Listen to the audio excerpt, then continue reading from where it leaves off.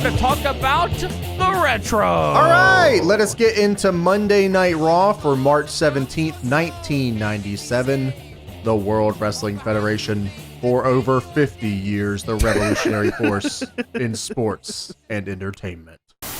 Last few things here from the Observer, March 31st, 1997 in WCW News. If there is anything that comes out anywhere, Meltzer says, and this may wind up in something like the National Enquirer, regarding Rey Mysterio Jr. and one of the women from the cast of Friends, it is 100% of work. I mean, that's good on Meltzer for looking out for his boy here, Rey Mysterio, who is 100% fucking Jennifer Aniston. Yeah, that was the deal, right? It was Rey Mysterio Yes. and Jennifer Aniston. How the hell did he get the Iggy first before it came out on the Enquirer? Like, I still don't understand why this was a thing. The Rey Mysterio and Jennifer Aniston, or just the National Enquirer in general? Fair. I can understand how the National Enquirer is over, but more so the Rey fucking Jennifer Aniston story, which to this day I still decide to believe. I don't even know how the National Enquirer worked. I think it's just you just lie. Like what? Yeah, you can just lie whenever you want, and fuck, all right, just get on there. Yeah, no one could check any of this. You just get the magazine and like call it a fucking day, dude. Especially here, like when the internet's not as crazy, right? Like, fuck, like all your gossip came from the news and the National Enquirer. Aliens have landed in Myrtle Beach, South Carolina. Oh wow, would you look at that? All right, I guess I got work in the morning. Yeah, I guess none of that shit really mattered as much then, huh? No, it didn't, because it was never near you. No matter what you were reading, it was just never near you. At least that's how it was for me, because I lived in the middle of nowhere, you know? Sure, yeah. Maybe some things might have been closer to Philadelphia, but, you know. Oh, yeah, I bet a lot of the stuff was like that, for sure. Aliens weren't coming to Philadelphia, I'll tell you that much. Aliens landed in Philadelphia, met an 87-year-old grandma, and then beat her ass. Aliens win Denny Award. Aliens go to ECW show and are offended by Raven's actions. The alien side with Kurt Angle. All right, we kick off Raw here with the new intro. Why am I the thorn in your eye? Dude, I mean, this song, one, kicks ass. Two, fantastic intro. You know, it's never really explained why this is what it is. It just kind of kicks ass. Like, there's dudes frantically running out of a warehouse because Ahmed Johnson is shooting fucking bazookas into the place. Like, this is they're dropping bombs and shit, yeah. Yeah, like, Stone Cold's here to also blow up some shit, and then the boys got to get some work in. So it's fucking Bret and Austin punching and Taker. Drills. Oh, fucking yeah. This is fucking the Funk You Dojo. Yeah, this is what it looks like if you ever go to wrestling training, by the way. They blow the building up and then you have to punch each other. That's how all the best wrestlers came out of schools like that. I don't even know why. Like, I was looking at this intro here and I was thinking back, like, what if I was flipping through the channels in 1997 and like, I'm just thinking back to when I was a kid and like the TV just seemed larger than life to me. I don't know why. Of course. You know, it was just like an escape, I think. Yeah. And like flipping through the channels and just seeing a bunch of bombs going off and dudes fighting in a ring. Like, I bet you like that was like the coolest shit ever. Holy shit, yes, dude. Like, I mean, I don't know, you know, obviously TV was probably a lot different than it was, you know, when Raw first started compared to fucking 97, but like, hell yeah, dude. Like, what kind of fucking shit like that was on TV at the time at all? I actually looked up a few key things that happened in 1997 television. Oh, okay. I couldn't find a ton of stuff, but I found a couple of things just to kind of lay the land for where we're at in 97. Put me in put me in the world. Well, King of the Hill just debuted. Ooh. Toonami debuted on Cartoon Network, so Cartoon Network is a thing. Yes. Okay. Johnny Bravo. Do you remember that show? I do. Oh, yeah. South Park actually just debuted. 97? Why did I think that was later? Wow. Yeah, it said South Park had just debuted in 1997. And of course, like, if you want to look at the wrestling shit, right? Like, we're coming up on the Montreal Screwjob at the end of the year, Sting and Hogan. Yes. But this was like March, so this was early 97. And honestly, like, most of that shit happened late 97. So by like early 97, I mean, flipping through the channels and just seeing a bunch of bombs going off and pyro and like a sold out arena, you're just like, wow, this is fucking awesome. It kind of reminds me of like Monster Jam. Monster Jam when I was younger, I was like, this is without a doubt the coolest thing I'll ever see in my entire life. I will always watch this. Because that's kind of like wrestling. Like, that's kind of like this presentation entirely. Like, you got the gimmick fucking trucks, and there's it goes off the thing and it explodes and everything's fucking loud. And to be fair, Monster Jam is still pretty badass. Okay, but that's like, true. yeah, but like, you know, compared to the cultural relevance it had back then, I mean, good God almighty, Monster Jam was so popular. And maybe it's because I grew up in the South, but like, dude, Monster Jam was huge. No, it was fucking big near me too. I mean, everyone knows Gravedigger. Everyone knows. It's the gold dust of monster drugs. What a rush. What a rush. And that's when we finally get an intro here. Legion of Doom come out, and Vince finally introduces the show. Welcome everybody to the War Zone. Welcome everybody to Monday Night Raw. It's like the most guttural Vince I've heard in a really long time. Vince actually taps into this all night long. Howard Finkel is in the ring in some kind of. At first, I was like, "Wow, he's wearing some fucked up looking long sleeve," but it's a WrestleMania 13 long sleeve. Is it the hockey jersey or the denim jacket or just his own custom deal? I think it's a custom one because later I was like, "Oh, maybe he's wearing the one that they advertised later." But like the sleeves are different, and I thought it was just weird for the ring announcer to be wearing this. I felt like that's kind of, but I guess they're tapping into attitude here, so maybe. Cool ass Howard Finkel and his super cool WrestleMania 13 shirt looked dope. Long sleeve shirt under short sleeve shirt under long sleeve shirt. I mean, it definitely looked like he had like a fucking nice suit on or something, and they just said, put this on. We gotta sell some shirts with this fucking ugly ass. I hate this WrestleMania logo, by the way. I love everything about this stupid ass WrestleMania. Like, I love like how ridiculously like pastime it looks. I don't know. There's just something super like it is of its time. It. Yeah, sure. Oh yeah, we got Undertaker and Sid. Oh yeah, dude, it's weird how like that compared to this show, it's like Raw with this fucking heavy rock song and pyro and all, and it's like. Oh, okay, shit. We're still in an in-between phase here, huh? Yeah, I guess the dichotomies of the shows are pretty crazy, right? Like Raw is brand new with the whole Raw's War thing. But I guess like WrestleMania 13 also had the like it was like an explosion deal. It was like a fire deal. Sure. But for some reason, like on the graphics, they're in hell, and then the theme song for the show is dun, dun, dun, dun, super upbeat, yeah. So Legion of Doom versus Nation of Domination here. This whole show, we're on the go home to WrestleMania 13. So we're kind of getting tune-up matches here, or stuff to just make the match mean a little bit more here at Mania.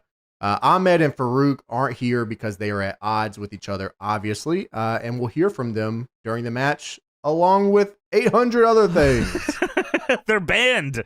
They're banned from ringside, and Vince keeps saying that Farouk is conspicuous by his absence. What? How the fuck is that? He's banned from ringside. How is that conspicuous? I didn't even think about that. Yeah, it doesn't make any sense. No, he's. I completely know where his absence is. It's because he is banned. Well, Hawk and Animal hot start on Savio Vega and Crush. Ahmed Johnson, of course, comes up on the screen and picture here, and he has the blue AJ jacket on.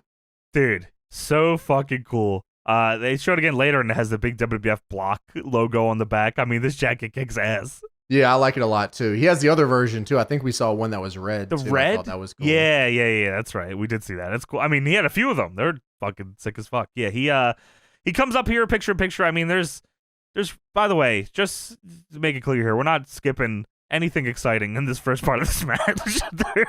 They don't do shit. If anything, they do not know how to wrestle each other. Like, Animal and Crush fuck up 5 sequences in the beginning of this match.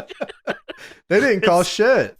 No, dude. No, they're super lost. Like, at one point, Crush is in the corner and Animal feeds in, and you would think Crush is getting the boots up, and that's what Animal's expecting.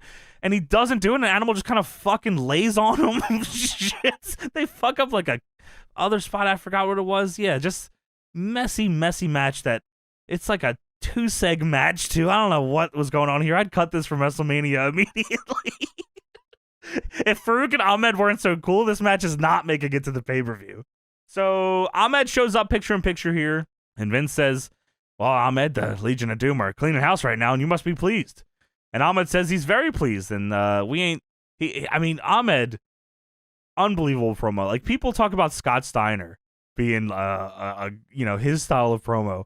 Listen, Ahmed Johnson had some fucking classics here. We ain't started cleaning house yet, Vince. And Vince says, what are we going to see in the Chicago street fight? And will this be the end of the Nation Domination? And he says, well, first of all, it's called a street fight. I can't tell you you're going to see because it's called a street fight. Ain't no telling what you're going to see. You might see something you don't want to see. And Vince says, all right, man, thanks. I'll talk to you later. So we go from the Ahmed Johnson picture-in-picture here, and now we have the Farouk picture-in-picture. Right. And the way that these are set up are so funny because Ahmed, like during his picture-in-picture, they weren't really doing anything at all. They were just kind of hitting each other or whatever the case. Farouk picture-in-picture comes in and Savio hits a pile driver on Hawk, who no-sells it and then stands up and hits a drop kick. Dude, Vince is trying to like start his questions for Farouk, and he's like, oh, well, Farouk is here, and oh my God. I mean, Vince tried his best, but, the interview to do. The picture-in-picture is more important. We got to sell this fucking angle. Vince says, hey, what's going on? And Farouk says, nobody has better unity than the Nation, and you can get the Road Warriors all you want to bring them to Chicago, because, Punk, when you look up Street, you see Farouk's name by it. I love Farouk. What a fucking great promo this guy is in every company and every gimmick this dude has. Yeah, we've been watching a lot of Farouk lately, and he's been great in every era. Always, I mean, whatever they give this dude, he nails it every time. Yeah, it shows footage of Ahmed hitting the Pearl River Plunge on Savio Vega, and then we get the Raw continues lower third, which is a dumpster fire, which is funny. Dude, the fucking Raw is the war. Joke writes itself. Flaming barrel.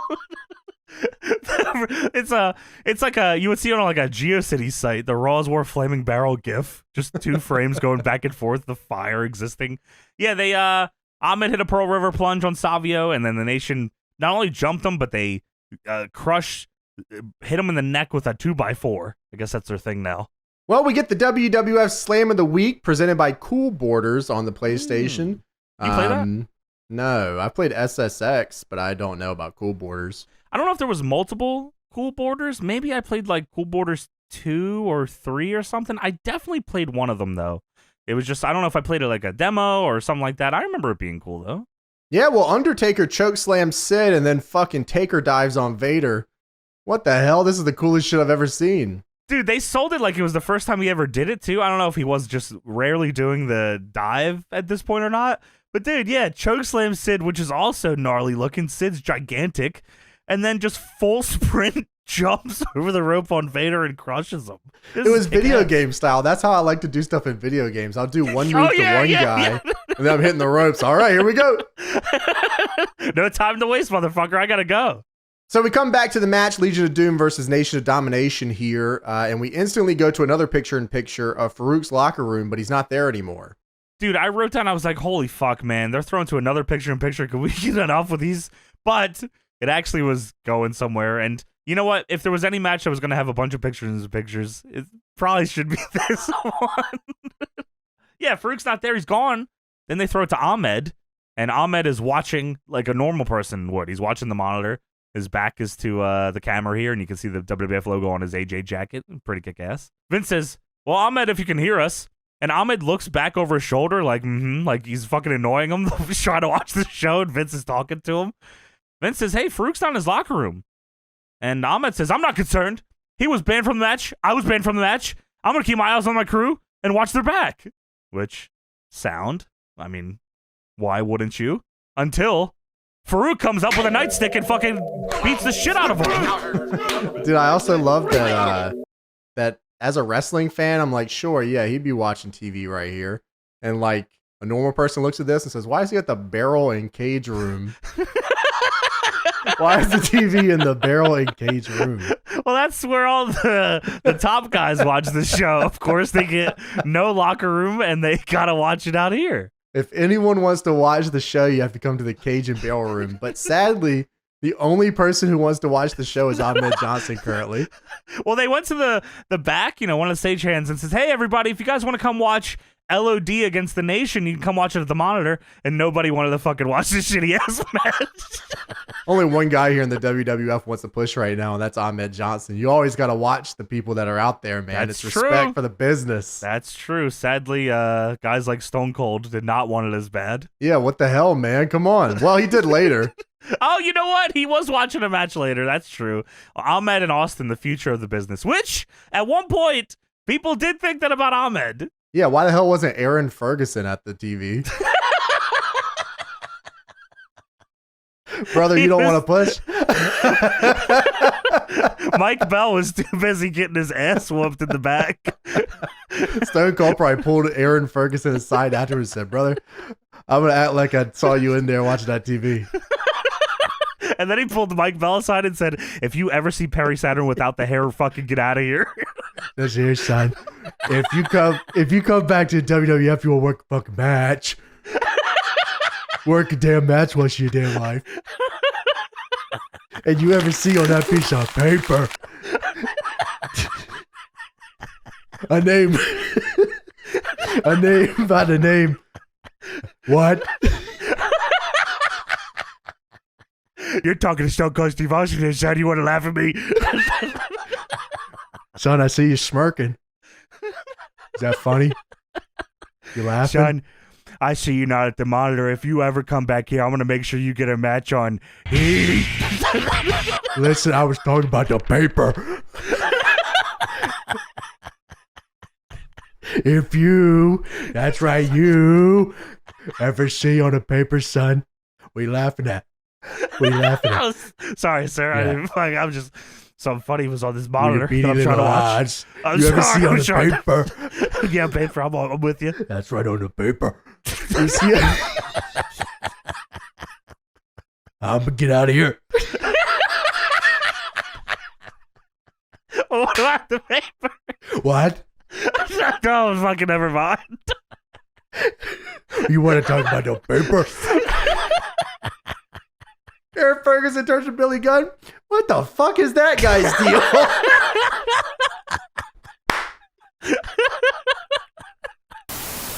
We get the Gorilla Monsoon Town Hall up next, where Monsoon will chime in on the rumor that there's a tag. I'm sorry, it's not even a tag. That there's a WWF title cage match tonight. Yes, Vince, because the rumor, the issue is here is that people aren't sure if it's for the title or not. And that's what Vince asked. He says, will this or will this not be a WWF Championship match in the cage tonight? And Gorilla Monsoon says, I had no intention of being here tonight. I hate this show. So Gorilla Monsoon, is there going to be a WWF title cage match tonight? Fuck no. I mean, no. Listen, I'm going to tell you a fact. I made this match quite a while ago, but in this moment in time, the steel cage match is for the WWF title. So that fucking settles that. And Vince says, well, listen, isn't it true that a number of Undertaker fans you were barraged by telling you that this was unfair? What the hell is that? That was like a thing? Undertaker fans were corralling around, they were beating down Gorilla Monsoon's door because Bret Hart was getting a title shot? Yeah, I mean, it was just Undertaker and his whole family. Like Kane and Paul Bearer? Yeah. And Midian. My son. Well, Gorilla Monsoon says, well, it's not unfair. How many times has Bret Hart come up on the short end of the stick? And Vince says, well, how many times has Bret Hart used his influence? And Lawler says, yeah, how many times has he whined and cried to you? I can't believe it, Monsoon. And Monsoon says, I don't give a fuck. We're having a fucking world title match tonight, bitch. Take it or leave it. Fuck you. So we have the Bret Hart Town Hall here. Bret Hart comes out here and, man, they have this side angle shot of him coming down the ramp. It's such a So vintage awesome. fucking wrestling shot. It's awesome. I love it. It just it makes him feel like larger than life, right? Because the crowd's like all trying to touch his hand and shit, and like he's cool as fuck. So yeah, Bret comes out here for his town hall and he runs down his accomplishments and he says, "Fuck the goddamn Undertaker."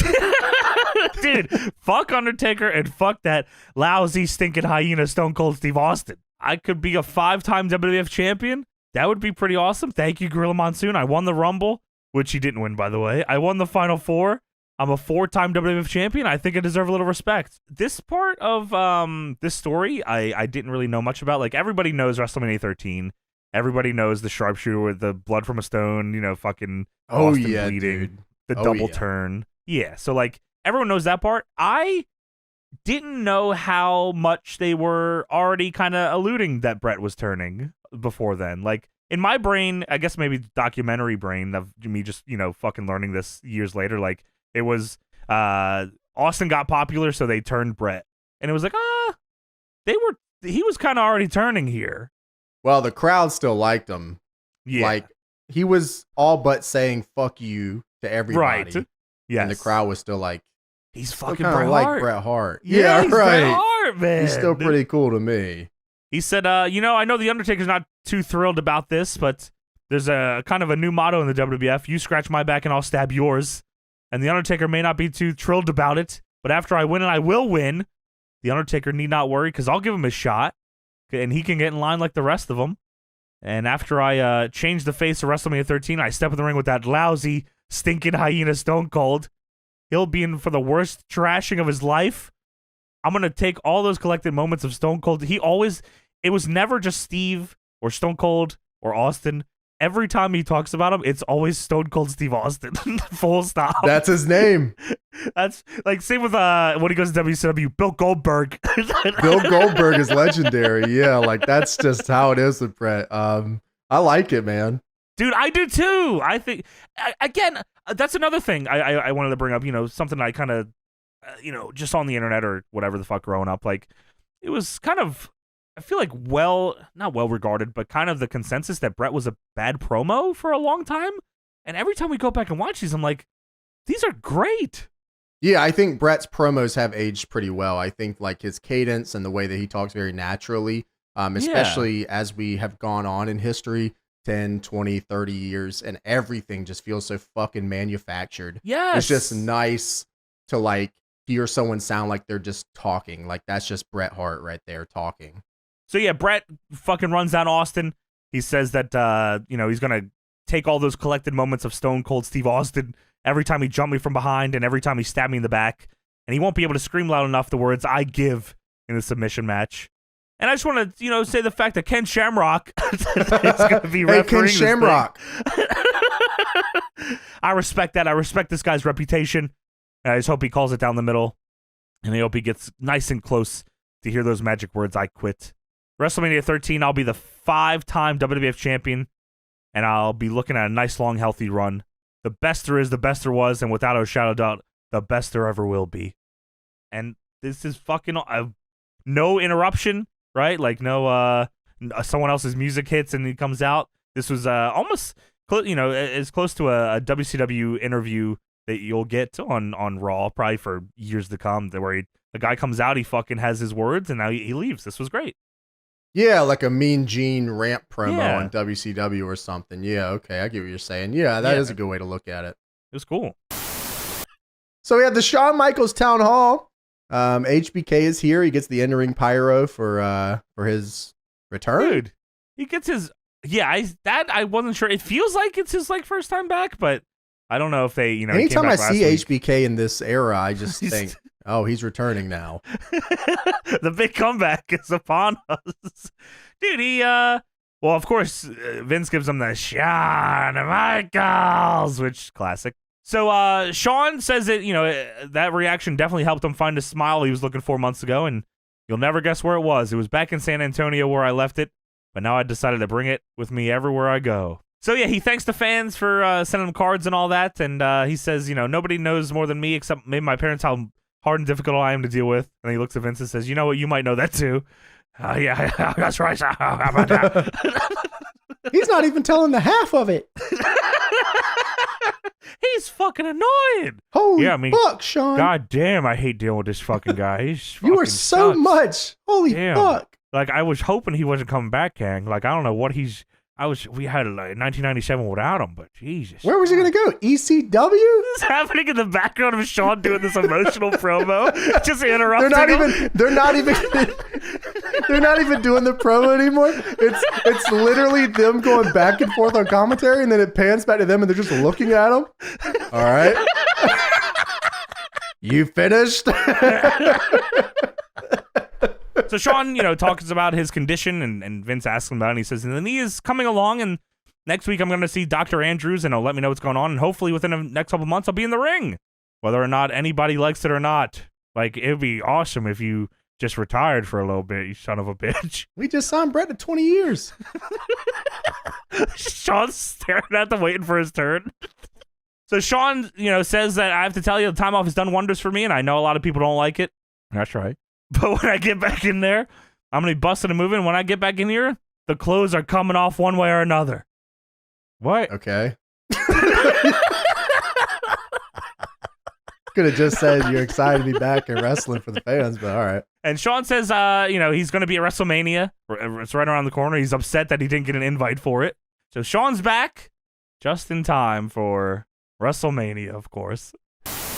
So now it's time for the main event. Billy Gunn versus Aaron Ferguson. Let's fucking go. I legit wrote, holy shit, based Aaron Ferguson. I could not find a lick of information about this guy.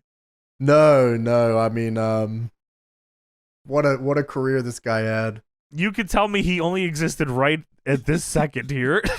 He was here for the purposes of Billy Gunn. That's the best type of art, Fleeting art is the best type of art. You know what? You're right. You're right. You can't beat that Aaron Ferguson dude. The Picasso of professional wrestling. I'm trying to see. Does he even have like a cage match? He doesn't. Holy shit. Yeah. Did you check under Sting? Oh, I fucking, you know what? I should have checked that. The alter egos of wow, the people on Cage Match like him a lot. Yeah, I imagine it's pretty high up there on Cage Match. They don't talk about him losing to Billy Gunn, though. It's weird. I can't find it. I mean, I wouldn't either, right? So Billy Gunn versus Aaron Ferguson. Ken Shamrock is here on commentary. Of all the matches on this show that they could have had Ken Shamrock to come out to try to talk about this, that, or the other, they have him come out and talk about the Aaron Ferguson match? I mean, I'm not going to pass up being ringside for the Sting match. Sure. I guess you're right. Dude, I mean, I can't get Bret Hart's way of saying Ken Shamrock out of my head. Ken Shamrock. So Billy Gunn body slams Aaron Ferguson and then locks in a hold here as Ken Shamrock corpses on commentary. Dude, yeah. Shamrock is trying to be super nice. He's like, yeah, that's a fucking good submission there, buddy. She looks good. Were they chanting Billy sucks here? Yes, I think that's right. Yeah, it's hard when you have Aaron Ferguson in the ring to be over. I mean, the ECW crowd loves Aaron Ferguson. Dude, they do. He was one of the legends there. Private TV you might remember him as Pitbull number 2. And then he went to WCW as Sting. What a fucking career. Wow. That was very Darso-esque. Yeah, so Billy Gunn locks in the armbar and he gives up and fucking son of a bitch. Shout on him. Kid Shamrock says, yeah, that's pretty good armbar right there. Dude, he says it's so incredulous. It's fucking funny as fuck. Well, Billy goes to ringside and says, Ken Shamrock, fuck you. Yeah, you don't look tough to me. I don't think you can live up to your hype. And Vince tells Ken, hey, chill out. Chill the fuck out now. Come on now. You're going to be wrestling this guy for the Intercontinental title for a long time in the near future. Just chill out. Yeah, just go in there and bury him, Ken. Just bury that motherfucker. Break his fucking legs. I don't give a fuck. He's going to be stuck in a road dog vortex anyways. Ken Shamrock, just go shoot on him. Him and his friends are going to really fucking piss me off for a long time. We should take him out.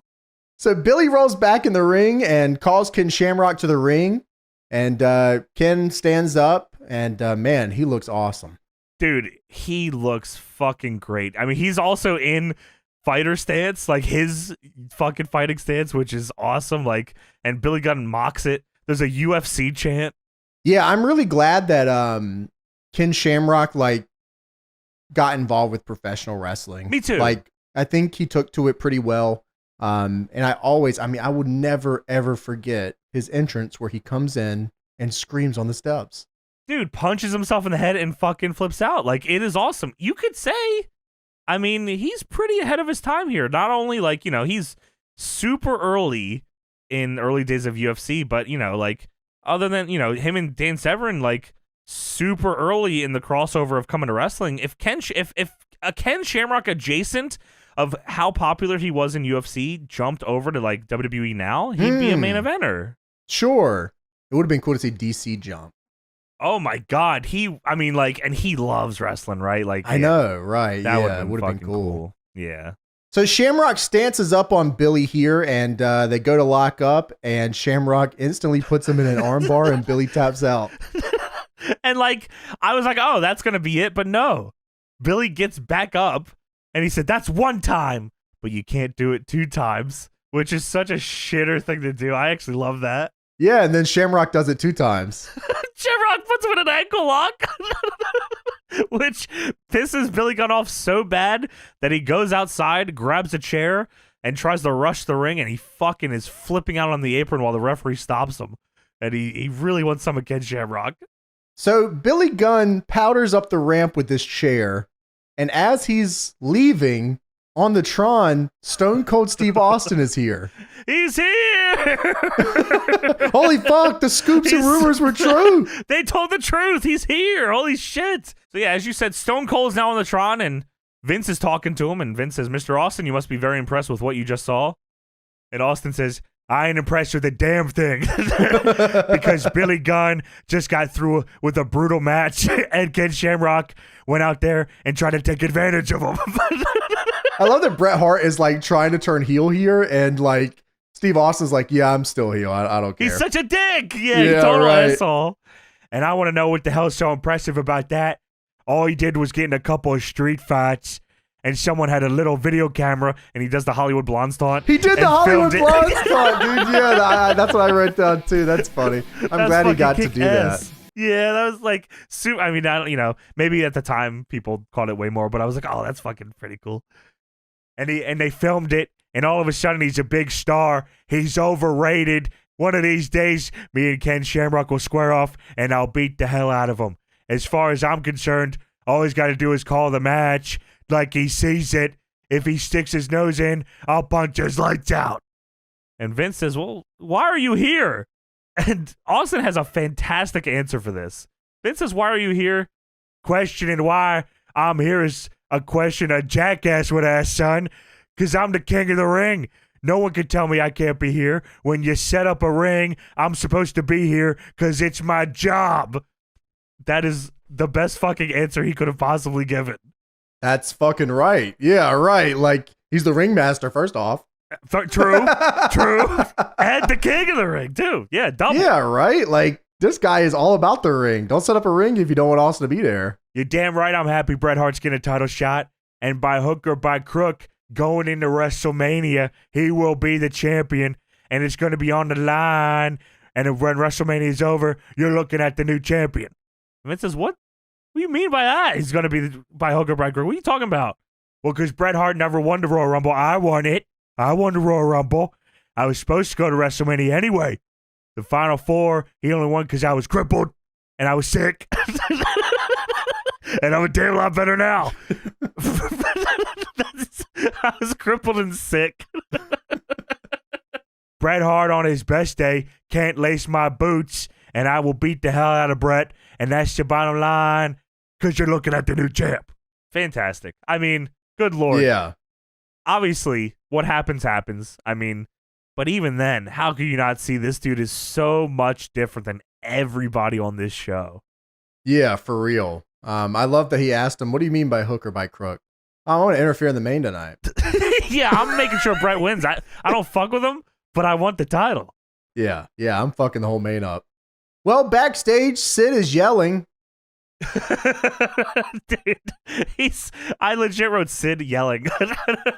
He says, "I'm always ready, Vince McMahon, and you Stone Cold Steve Austin, you better keep your ass out of my business. Because I know why you're here. You got to be a complete idiot to not know what you're up to."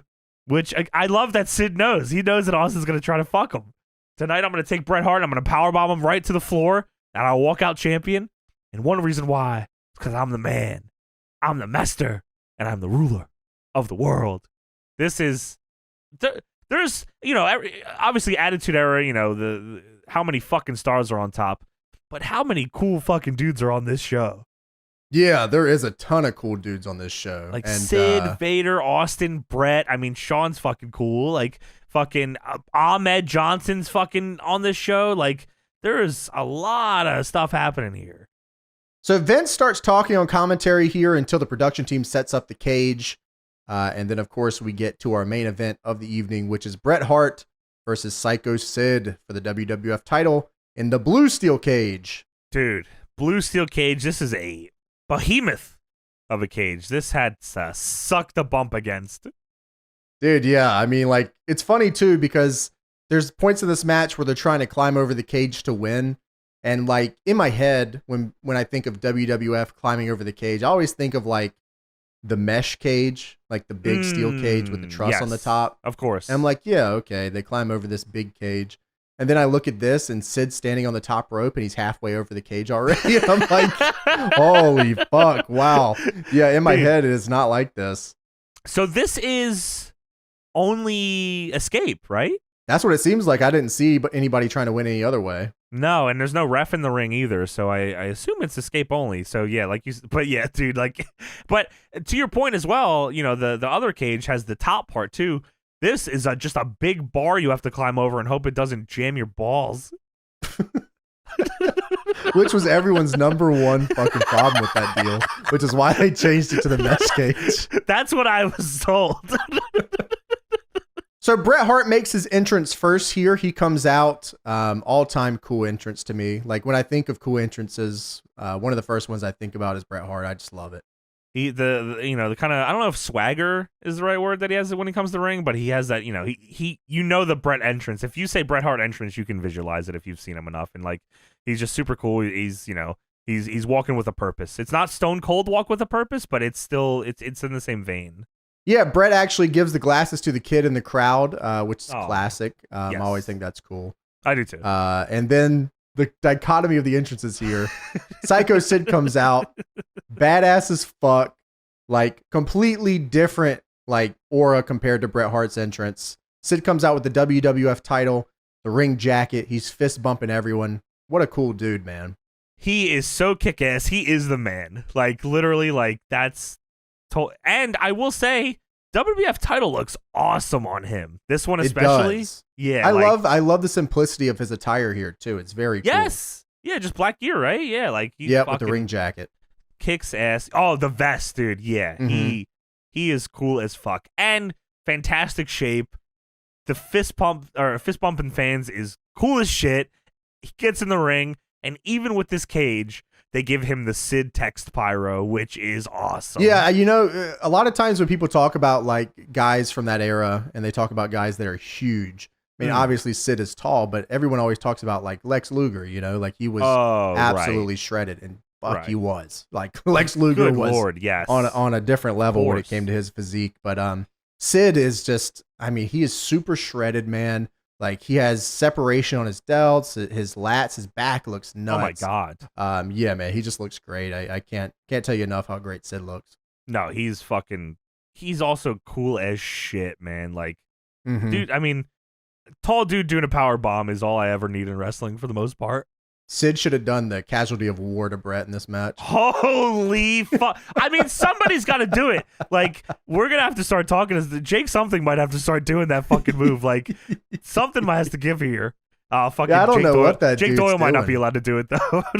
Oh, I mean, like, I don't know what they're doing with that dude or if he's even still there or what the case is. But, the idea of, like, Jake coming back and doing the casualty of war until Wardlow comes back and then they feud. Like, over the move. Oh. Yeah, that'd be super cool. That's a lost art, though, fucking move rivalry. Yeah, right. That'd be dope. So the match actually starts with a lockup here. I kind of love that.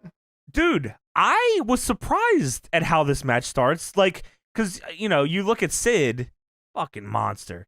Mm-hmm. The match does not play out like there's a size difference. Like, Bret is so good, and I guess so, like, you know, in this world, Bret's so respected as a wrestler and an athlete. Like, nobody even bats an eye that he can not only lock up with Sid, but get up on him to start.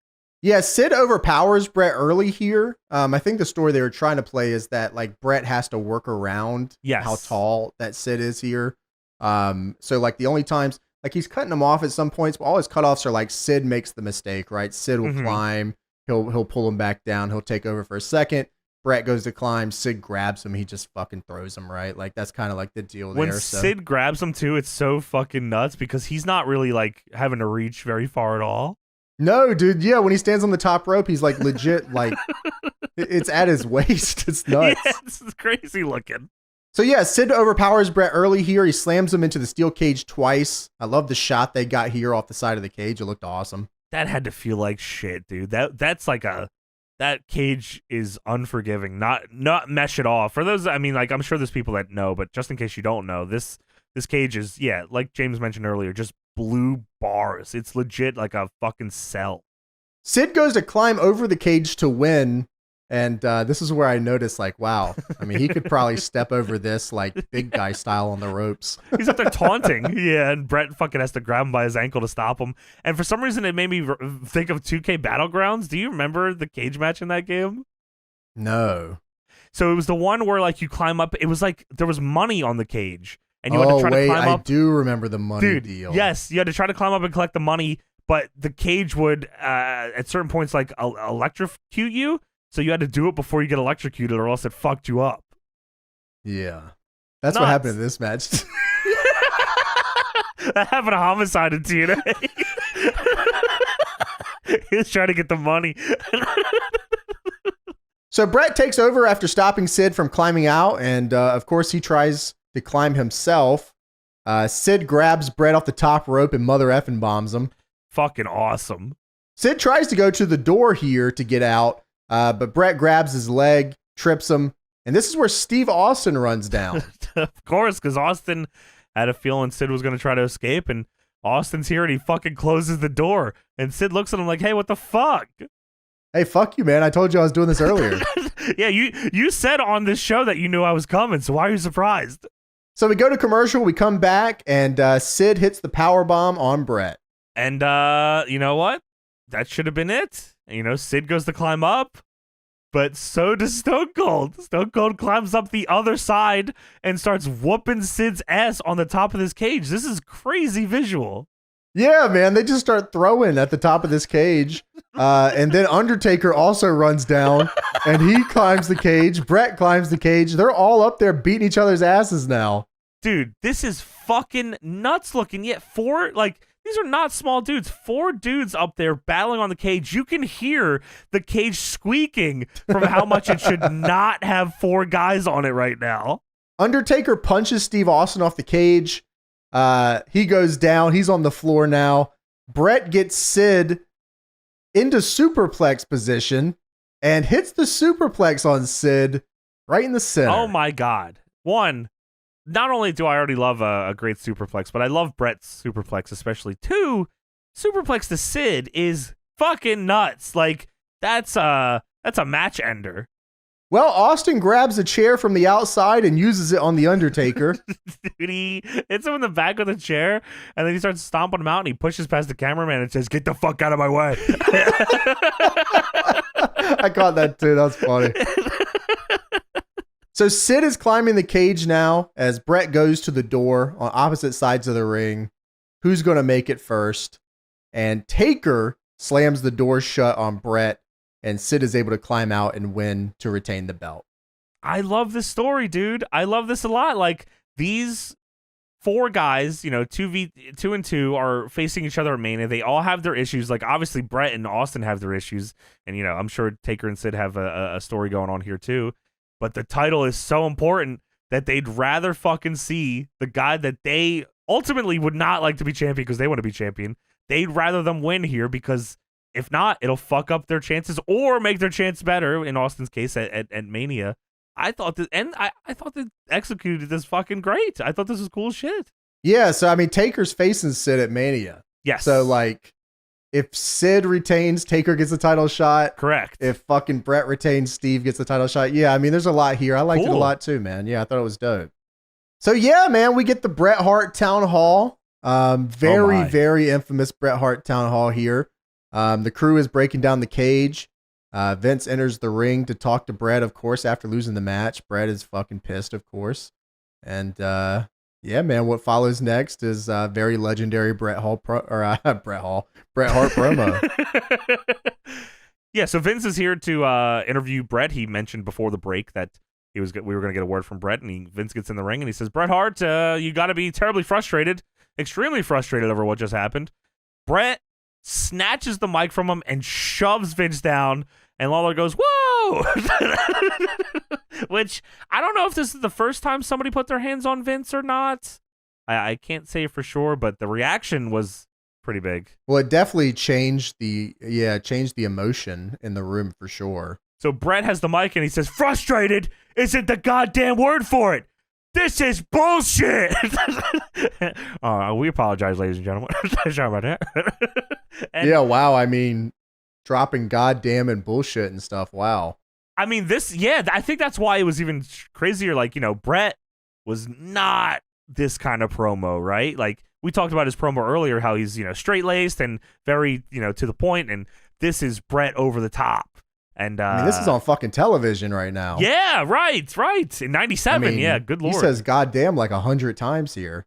Dude, Vince gets up disheveled. He leaves the ring. He stands at ringside. He's watching this, and it's interesting because Bret's cutting this promo, and I'll go over the promo here in a second, but Bret's cutting this promo, and he's looking at Vince during it, and it's so weird how, like, the shots are very similar to, like, how it looks when the screw job happens. Like, it's same side of the ring, like, Bret's looking over, and Vince is giving him the look, and, like, super close to exactly how the end of the screw job goes, and, like, I was like, that's, if the conspiracy theorist in me thought for a couple, seconds about that, Well, there's standards in camera operation, et cetera, et cetera. Of course. And, but, if it were to happen, maybe a couple Easter eggs there. Huh? So Bret loses his mind. You screwed me, everybody screws me, and nobody does a goddamn thing about it. Nobody in the building cares. Nobody in the dressing room cares. Aaron Ferguson doesn't care. It's so much goddamn injustice around here. I've had it up to here. Everybody knows it. I know it. Everybody knows it. I should be the WWF champion. Everybody keeps turning a blind eye. You keep turning a blind eye to it. I got the Gorilla Monsoon. He turns a blind eye to it. Everybody in that goddamn dressing room knows I'm the best there is, the best there was, and the best there ever will be. And if you don't like it, tough shit. This is awesome. He's so fired up. Dude, yeah, I thought this was fantastic. It felt just super real, man. I think that's one of Bret's calling cards, really, was like his ability to mix professional wrestling with like just who he is was just second to none. You don't like it? Tough shit. Him saying goddamn was crazy enough, Tough shit. All right. And to make things better, now Stone Cold he's left ringside. He is on the Tron again. Yeah, so how the hell did that happen? What the fuck? He ran in the back very quickly. So Austin says, all you want to do anytime you go in the ring is cry like a baby. I tried to go out there and help you, and you threw it all away because you're a loser. It could have been you and me for the championship of WrestleMania, and you blew the whole damn thing because you're a loser. And he's fucking mad. And Bret says, well, you want to know why they call you Stone Cold? Because your stones are so cold. Your stones. You won't come out here and step in the ring with me. You always got to jump me from behind. You don't got the guts to come out here. He definitely thought the Stones line was like a killer. Well, he was going for the Stones line, and then Stone Cold just started fucking talking. You know why they call you Stone Cold? What did they call me Stone Cold for? They call you Stone Cold. What did they call me Stone Cold for? Hey, let me goddamn finish. Let me get loud. Let me get loud. Holy Fuck. shit. It's a good line. This is what I'm talking about, man. This Nobody fucking cares. company. I didn't talk about the company. The fuck is wrong with you, Stone Cold Steve Austin? What's wrong with me? What's wrong with you? Fuck you, man. I'm gonna blow our match at Mania. I hate you. So, dude, this is okay. I forgot all about this part. I just know the Bret Hart part. I forgot that this is where this part comes from, and I love this. So Sid is back out here. He's got the title, and Bret starts laying into him, and he says, Bret says, if you think for 1 second that belt belongs to you, you're wrong. That's my belt. You know it. I know it. Everyone knows it. And Sid, walking down the ramp, he gets to the bottom of the aisle, and he says, I don't know shit, crybaby. Sid is so great, man. He's so fucking good. Dude, Sid has more iconic lines off the mic than he does on. Yeah, oh no dude, shit, that's cry awesome. baby. So fucking Bret tells him to come on, and Sid gets in the ring, and they face off. We're gonna fucking see him go at it again. Yeah, so Bret and Sid face to face. Undertaker comes down. Bret just suicide dives on him. Fuck shit, you, dude! You were talking about in the video game doing the Taker dive. That's what this was for me too. Bret just fucking sees Taker and immediately runs and dives on him. And Bret is mounted punching Taker. I've never seen such a thing like this before. Bret is mounted punching Taker, and Taker's like they're scrapping. Austin runs in and slides on the ground to overtake and start kicking Bret's ass. Yeah, so he overtakes that situation. Then Taker just walks in the ring, and him and Sid start swinging on each other. Yes! I was like, what the fuck? This is awesome. Yeah, I love this. So Patterson and some refs come out, and they break up Bret Hart and Austin. And then Bret punches Patterson, and Vince loses his fucking mind. That dirty, rotten son of a bitch. You don't do that to Patterson. Fuck you. He fucking snaps. Yeah, like Gerald Briscoe definitely got taken out too, and that did not matter nearly as much. Yeah, so Taker and Sid goozle each other in the ring. Shawn Michaels comes down the ramp with his bad knee. Big pop for Shawn, of course, and Vince is trying to, don't do it. Don't do it, Shawn. You're hurt. Shawn is watching as Bret back body drops Austin on the floor. In the dark. Yeah, like no one, I only saw it because the camera kind of showed it. Yeah, then Austin schoolboys Bret in the middle of a scrap. That was funny as hell. Love that. I was like, oh my God, schoolboy to fucking take over the situation. That was kick ass. Bret and Austin fight up the ramp. Fucking Shawn Michaels enters the ring. Undertaker and Sid are fighting ringside. I don't know what's going on, but WrestleMania 13 is this weekend. Dude, Shawn's involvement in this was super unnecessary. Like, I get he's over. He comes out here, walks by Austin and Bret fighting, picks up a piece of a cage, drops it. He's like seeing Taker and Sid get out of the ring, so he gets in the ring, goes out of the ring, grabs a chair, goes back in the ring, sees nobody's paying attention to him, then he gets out of the ring. The fuck are you doing, buddy? Why are you He's here? coming back for that fucking belt. Holy shit. So y'all got to the end of the year. I'm coming back for this motherfucker. You're right. Yeah. And I'm guessing that's what the idea was, right? Like keep him in the title picture, I guess. Yeah, absolutely. But yeah, the show ends with Bret and Austin fighting up the ramp, and I mean, man, what an electric way to end the show. Yeah, shit was dope, man. I really liked the ending. I had a good time watching the whole show, really. No, it was fun, dude. I mean, obviously, like, you know, we talk about this era a lot, and like, you know, how WCW was just kicking all sorts of ass, but this is a strong show. There was a lot of you know, you could see where things are going. There's a lot of momentum going into Mania, and that's obviously what you would want. And you know, Mania season's probably a great time to start watching any fucking era of WWE because that's when they're super trying. So that's what they were trying for here, building all the big matches of Mania. And yeah, no, made for a fun show, and the Bret Hart stuff was fucking awesome, and yeah, no, I did enjoy myself here.